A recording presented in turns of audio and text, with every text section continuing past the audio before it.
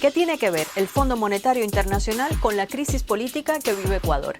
Es una pregunta que muchos de ustedes nos han hecho. Miles de personas lideradas por el poderoso movimiento indígena se han lanzado a las calles a protestar contra las medidas económicas del presidente Lenín Moreno. Es el llamado paquetazo, que incluye la polémica eliminación de subsidios al combustible, entre otras medidas.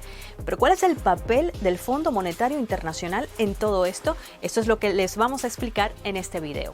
Ecuador le pidió créditos al organismo financiero internacional, como hacen otros países, porque necesitaba sanear sus cuentas. Es un país muy endeudado, pero ojo que endeudarse no es necesariamente malo. Hay ocasiones que permite a los países invertir y crecer, como ocurre con economías como las de Estados Unidos o Japón. La cuestión es cómo endeudarse y hasta qué punto. Veamos el caso de la deuda de Ecuador en un gráfico. Esta es la evolución de la deuda total, es decir, la suma de la deuda externa con la deuda interna de Ecuador desde 1990.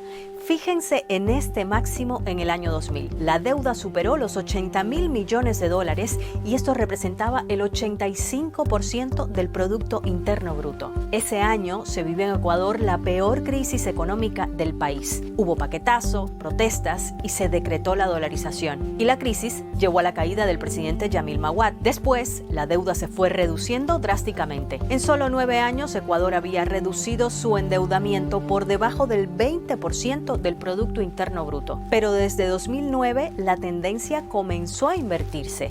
El gobierno del expresidente Rafael Correa comenzó a aumentar la deuda y no ha dejado de crecer hasta ahora. El tema no es tanto endeudarse, sino en qué se gasta ese dinero y si esa inversión va a generar riqueza. Los números dicen que no fue necesariamente así en los últimos años del gobierno de Rafael Correa.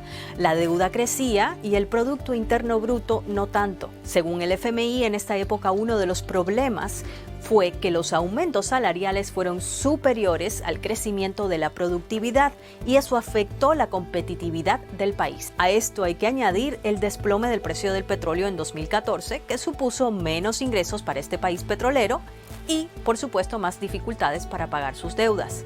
Y precisamente el tema de la deuda fue clave en una de las rupturas más sonadas de la historia política de Ecuador.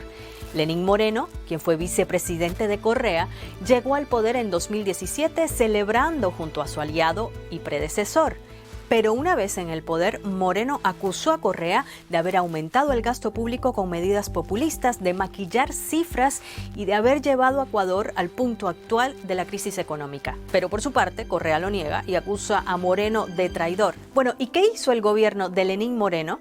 Intentar refinanciarse pidiendo créditos, entre otras entidades, al FMI, un organismo internacional creado en 1944, tras la Gran Depresión de los años 30, con el objetivo de evitar otras crisis similares. A día de hoy, otorga créditos en países en problemas, pero les exige reformas a cambio. Así se acordó el préstamo de 4.200 millones de dólares a Ecuador. Para garantizar el pago de la deuda, Ecuador tuvo que trazar un plan económico. Es justamente ese famoso paquetazo por el que protestan los ecuatorianos. Según el FMI, este plan ayudará a elevar el crecimiento y a estimular la productividad, además de crear empleo.